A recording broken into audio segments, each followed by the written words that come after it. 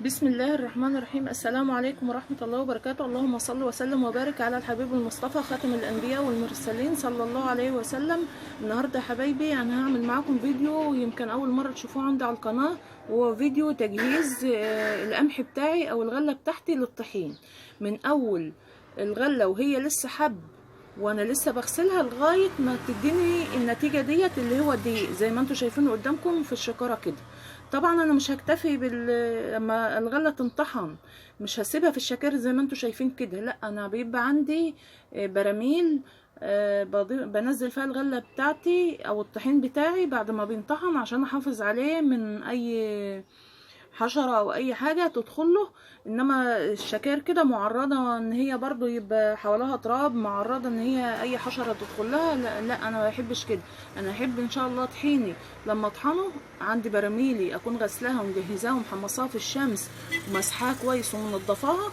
اول الطحين بتاعي ما بيجي بسيبه يوم كده او يومين يبرد من مطرح السخونيه بتاعه المكنه، وبعد كده ابدا انزله في البراميل بتاعتي كل حاجه لوحدها، يعني العلامه لوحدها، الدقيق اللي هو الدرجه الثانيه والثالثه ده لوحده، الرده لوحدها، الدقيق الذره لوحده، كل حاجه لوحدها، ما بضيفهوش كله على بعضه، لا انا كل حاجه بنزلها لوحدها في ايه في حاجه على قدها برضه. فتابعوني لاخر الفيديو عشان تشوفوا خطواتي وتجهيزاتي للطحين كانت ايه، عشان تديني النتيجه اللي انتوا شايفينها قدامكم ده اللي هو الدقيق. يلا كده نسمي الله ونشوف خطواتنا. دي كده يا حبايبي الغله بتاعتنا اهي، هنزل عليها ميه عشان اغسلها. فتحت عليها الحنفيه. لازم يا حبايبي نغسل الغله بتاعتنا عشان الغله تبقى نضيفه كده والدقيق بتاعها يبقى نضيف وتعرفي تعملي منه مخبوزات ويبقى كويس معاكي. ما ينفعش ان انت تطحني غلتك من غير غسيل. انا هوريكم ليه ان احنا بنغسلوها، هوريكم الحاجات اللي بتبقى فيها، فده اللي بيخلينا ايه نغسلها. شايفين بيبقى فيها اصلا زي ديت كده ترم، ما ينفعش ان هي تتغسل بيها تنطحن قصدي بيها. اهو يا حبايبي يمكن اما ادوشها كده هتظهر على الوش.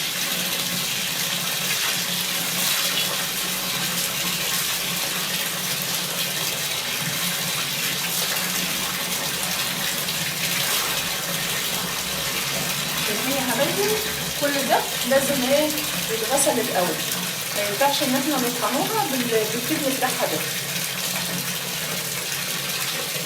انا هغسلها معاكم كويس.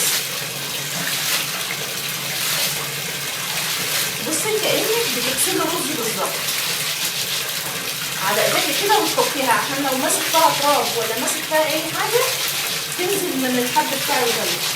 شايفين الميه بقت عكره ازاي؟ ما ينفعش طبعا ان احنا زي ما قلت لكم نطحنوها من غير ما نغسلوها. لازم نغسلوها، وبعد ما بنغسلوها تنسلوها يوم وتاني يوم بقى بننشروها عشان تنشف وتبقى كويسه، ونرجعها نطحنوها في المكنه بتاعت الطحين. وانا هعمل معاكم الفيديو بتاع الطحين برضه هوريكم، يعني هنكمل الفيديو سوا لغايه ما نجيبوا الغله دي من المكنه دقيق. شايفين بقى هكب انا بقى الميه ديت، قفلت الحنفيه هكب بقى كده كل ده بنزله كده.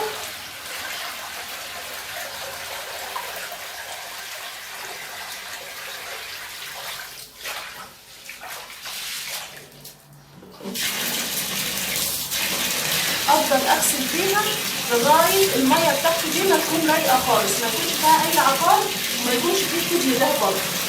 القصبه ديت لازم اغسل فيها لغايه ما تفضل كلها متغليه، ما يبقاش فيها اي قصبه ولا اي كتل خالص ولا اي حبه ولا اي شيء.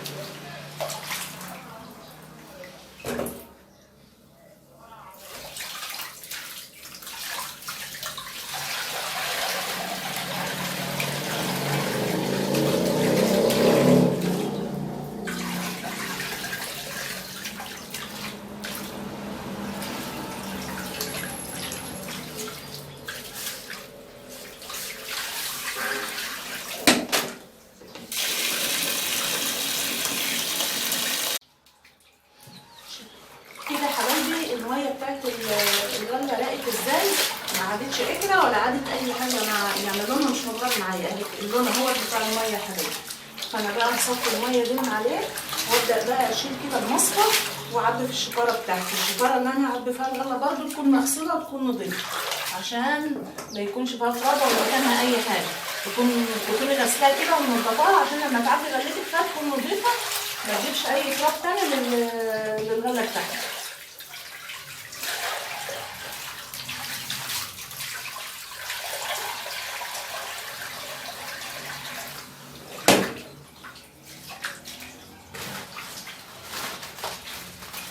الشكراوية انا غسلاها برضو وقلبها كده هعدلها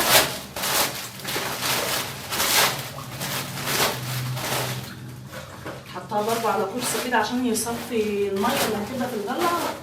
نزلت مع الغله يعني تنزل ما تفضلش في الغله مع في الشكاره. ابدا بالمصفى كده وعبي وانزل في الشكاره.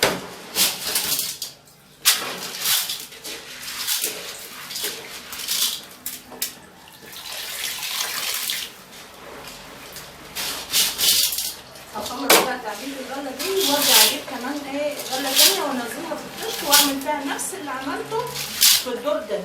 انا بس حبيت اوريكم مراحل غسيل الغله ومراحل برضه اوريكم مراحل تنشيرها وتنشيفها ومراحل طحنها. فاستنوني كده في الفيديو للنهايه عشان اوريكم مراحل الغله بتاعتنا وبنعمل فيها ايه لغايه ما تبقى دقيق معانا. دي بقى يا حبايبي المرحلة التانية من تجهيز الغلة بتاعتي للطحين. أول مرحلة غسلتها معاكم، سبتها يوم كده مغسولة عشان تصفي ميتها وأي مية موجودة فيها تنزل خالص. بعد كده جبت المفرش ده أو المشمع ده فرشينه كده، بننشر عليه الغلة بتاعتنا. ده مفرش نظيف بيبقى نظيف يعني مخصصينه احنا لتنشير الغلة. فطلعت الشكاير بتاعتها اهي، عبد الله ابني طلعها لي وهقوم افردها بقى عشان الشمس الحلوه ديت تحمصها معايا وتنشفها تاني زي ما كانت الاول. بس طبعا هتنشفها وتكون نظيفه تنفع للطحين، ما يكونش فيها تراب ما يكونش فيها اي حاجه. زي ما انا وريتكم في مرحله الغسيل الميه بتاعتها كان شكلها في الاول، وبعد ما غسلتها كويس الميه بقى لونها وبرده القصله اللي فيها والتبن اللي فيها نزل. لازم تكون نظيفه مرحله الغسيل دي عشان تنضف لك الغله بتاعتك تبقى كويسه، عشان لما تعملها دقيق يبقى الدقيق بتاعك ابيض ونضيف وريحته جميله كده. هقوم بقى افرد الغله بتاعتي كده واما افردها هوريها لكم برضه. شايفين يا حبايبي منظر الغله بعد ما نزلتها من الشكاره. الحب بعد ما اتغسل منفوش ازاي وجميل ولونه ابيض. شايفين؟ انا هفردها بقى واوريها لكم. اهم حاجه يا حبيبتي في مرحله الطحين بتاعتك ان انت لازم تغسلي الغله بتاعتك كويس زي ما قلت لكم، عشان اي تراب اي تبن اي حاجه موجوده فيها تروح مع الغسيل كده وتنزل وما يبقاش لها اثر في الغله بتاعتك. عشان لما تطحني الغله بتاعتك كده يبقى دقيقها نضيف وحلو وتعرفي تعملي منه مخبوزات وتعملي منه كل اللي انت عاوزاه وانت مطمنه. هفرد الغله بتاعتي وارجع اوريها لكم بعد ما افردها. خلاص كده يا حبايبي انا فردت كل الغله اللي كانت معايا على المشمع زي ما انتم شايفين، وكل نص ساعه هقلبها عشان طبعا الشمس ما هياش حاميه زي شمس الصيف، فلازم كل شويه اقلبها كل نص ساعه او كل ساعه على حسب وقت. اقلبها كويس علشان تنشف معايا بسرعه وما تاخدش وقت طويل. تمام. ما تسيبهاش كده وخلاص. مش معنى ان انا نشرتها على المشمع ان انا كده هي كده هتنشف لوحدها، لا، لازم كل نص ساعه وكل ساعه اقلبها. يعني بتاخد لها حوالي كده 8 9 تقليبات على ما تنشف معايا وتبقى كويسه وجاهزه ان انا اهزها واجهزها للطحين.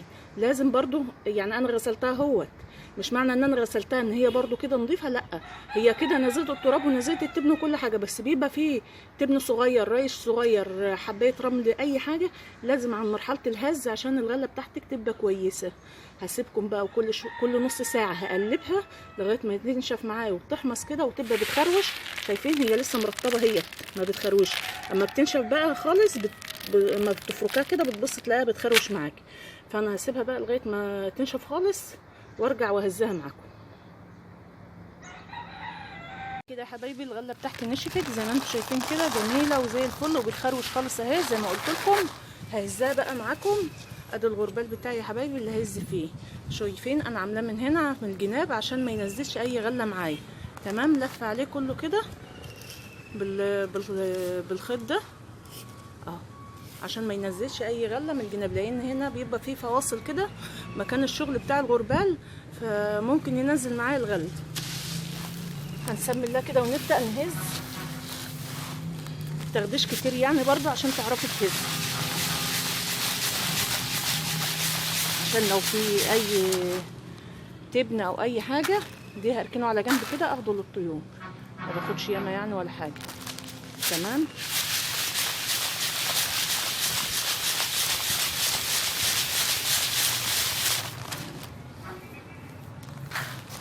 شايفين يا حبايبي؟ شايفين ده اهو الاسمر دهوت، ده بينزل بقى من الغربال. تمام كده هتبقى غلته نضيفه ومية مية، ان انت تطحنيها كده وانت مطمنه وتاخدي منها احلى دقيق. دي الشكاره بتاعتها اهيت، اعبيها بقى على طول.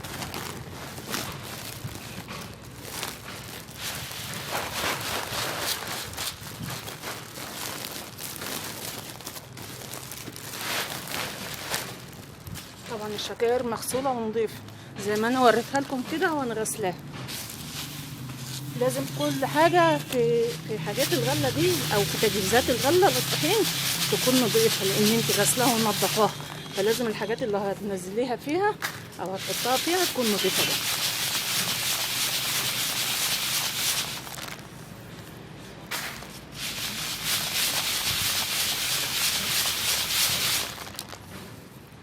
زي ما انتم شايفين كده، وتعملي كده يا حبيبتي.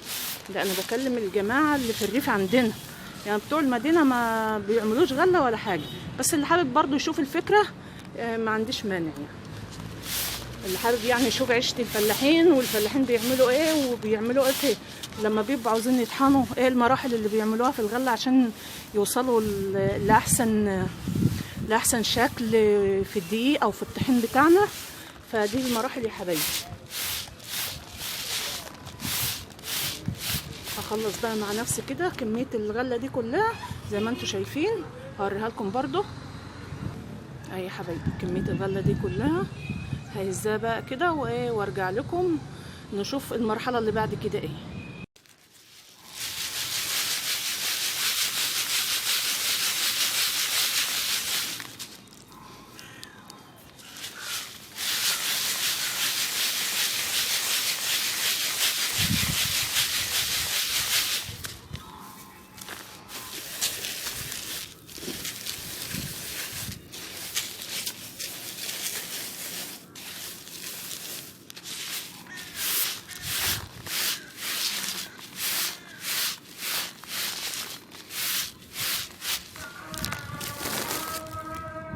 ده كده يا حبايبي الذره اللي انا هحمصه واطحنه مع الطحين الغله بتاعي.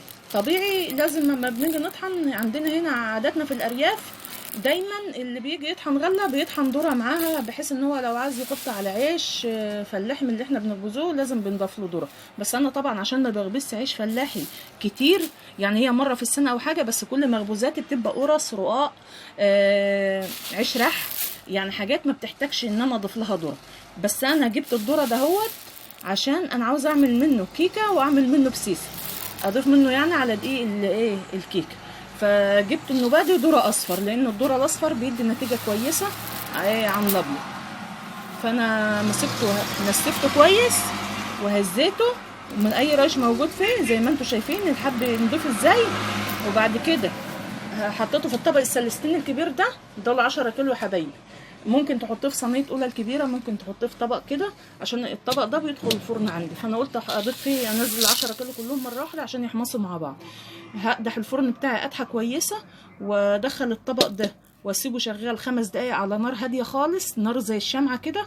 وبعد كده اطفي بعد 5 دقايق واسيبه بقى. طبعا الفرن بتاعي هيكون حامي فهيحمص معايا الذره ده. هدخله الفرن وبعد ما يحمص اسيبه يبرد كده قيمه ساعتين 3. لو انا هطحن النهارده يعني هسيبه قيمه ساعتين 3، مش هطحن النهارده خلاص هيبرد براحته. بعد كده هاخده بقى اطحنه، وما ينطحن هوريلكم ايه وهو دقيق. هدخل بقى الفرن بتاعنا قطعه اهوت، هدخل بقى الطبق بتاعنا ده بالذره اللي فيه. دول 10 كيلو ذره يا حبايبي. الكيلو انا جايباه ب4.5.